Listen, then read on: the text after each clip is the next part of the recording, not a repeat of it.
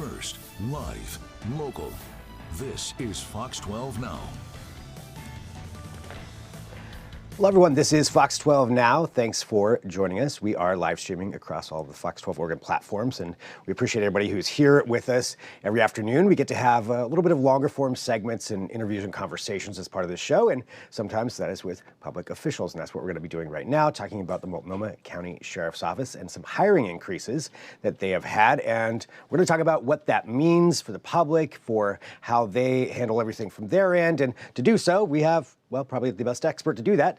We have the Sheriff herself, Nicole Morrisey O'Donnell, joining us. And thank you, Sheriff, for being here. And, looking forward to having this conversation and talking about this. But I think to start off for everyone, in case they're not well versed in this, just to understand, could you let us know, as far as the hiring, how that's been going over the last several years and what this means with these increases that you have now? Absolutely. First, thank you so much for having me this afternoon. It has been extremely challenging over the last few years, hiring in public safety. Given that we were in a global pandemic, we had large hiring groups in the 1990s that were retiring. Everything was happening very rapidly.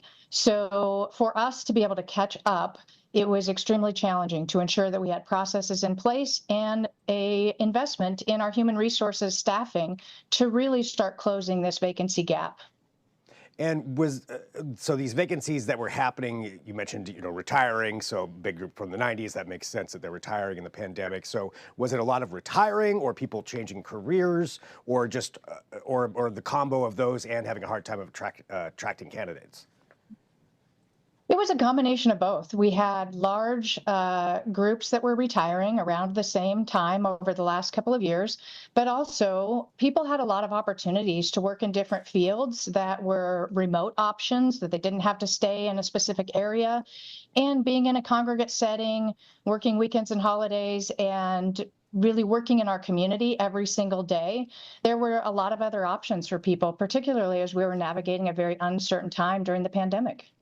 And to catch up, for where we're at now, could you let us know, there's the increases that have happened, and you mentioned, I guess, catching up on some of that hiring. So what were some of the tactics to do that? And can you give us, just kind of an overview of what kind of an increase this is?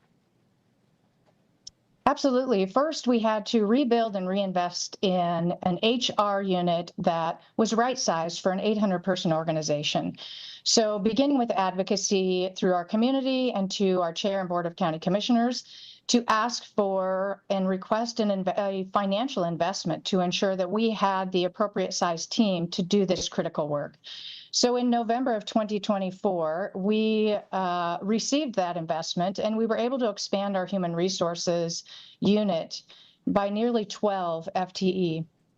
So when we were working through that process and hiring those individuals, we also worked with Central Human Resources for the county that helped us reimagine our process, utilizing technology and ensuring that every place that we could streamline, we were doing everything to ensure that we had a very efficient process. Instead of just using people resource, we wanted to utilize technology and ensure we were within best practices. And we were able to really make some great strides in 2025. And now that you've, from what I understand, there was a net gain of employees, just to clarify that too for everybody. Yes, there was a net gain of 32. However, we hired 114 employees into the Multnomah County Sheriff's Office in 2025.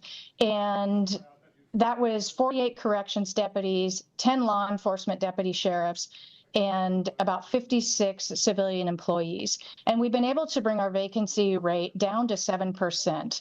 There were places in our organization where it was 12 and or higher, and in our sworn ranks around 10. So bringing that vacancy rate down, and we've only had this process in place with these investments and the efficiencies for about a year. So to be able to reverse a hiring crisis, we're making great strides this year, and I know that will continue.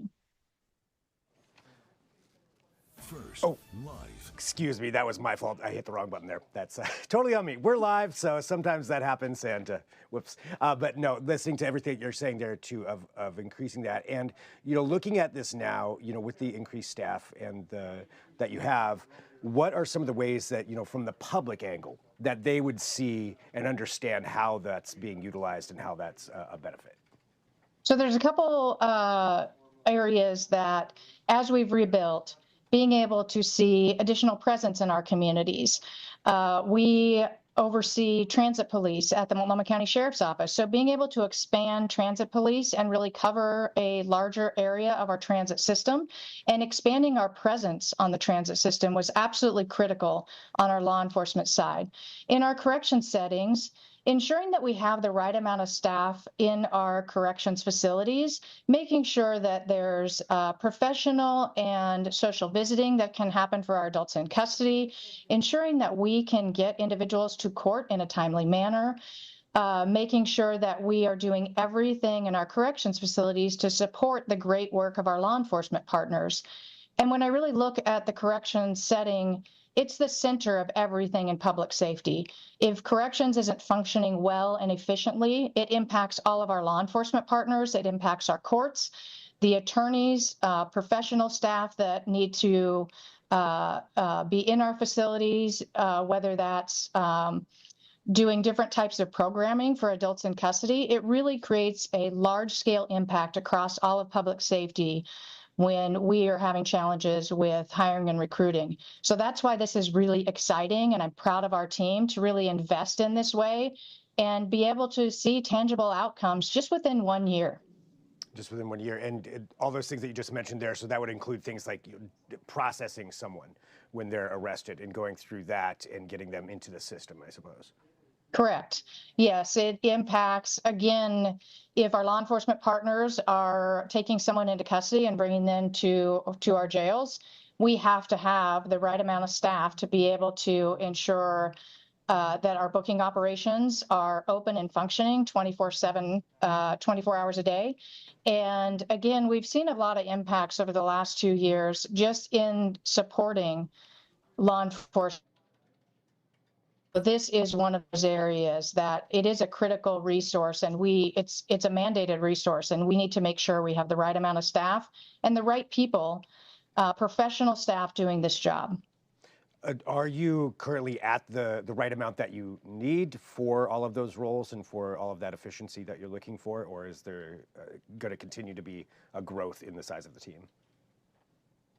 We're looking for a continued growth. We still have a 7% vacancy rate. The majority of that is still in our corrections division. We're working through our budget process right now with the chair and the county commissioners. And so as we're navigating really tough times with county budgeting and county finance, we are very hopeful that we're going to retain this investment so we can continue to support our community and keep our community safe. Hey, anything else that you think is important for people to know, Sheriff?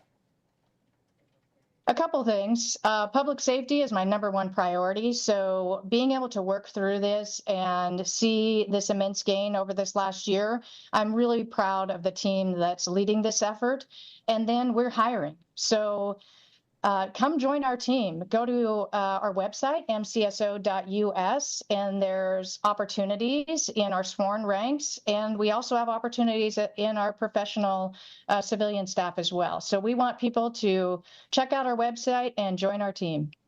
All right. Well, thank you very much for joining us today, just for this conversation, to talk about this and get this out there in the public to understand, how this all works. Because I think for a lot of people, they don't necessarily know the inner workings or exactly how things are being applied. So it's good to hear just how that's all working out for it. So thank you for being here on Fox 12 Now. I really appreciate it.